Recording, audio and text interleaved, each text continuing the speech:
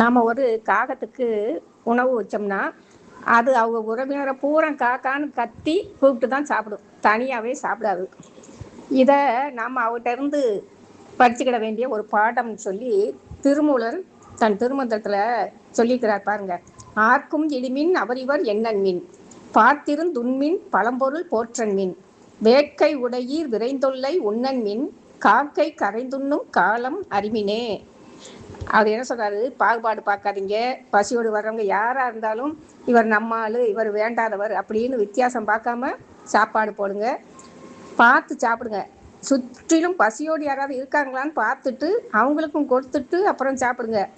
நாளைக்கு வேணும்னு உணவை ஒழிச்சு வச்சு பழையதாக்கி வீணாக்காதீங்க. சுயநலம் வேண்டாம். சாப்பாடு மேலே பேராசைப்பட்டு மற்றவங்களுக்கு கொடுக்க மனசு இல்லாமல் அவசர அவசரமாக அள்ளி முழுங்காதீங்க. இதை காக்கையிட்டேருந்து கற்றுக்கொள்ளுங்கள் அப்படின்னு சொல்கிறார்.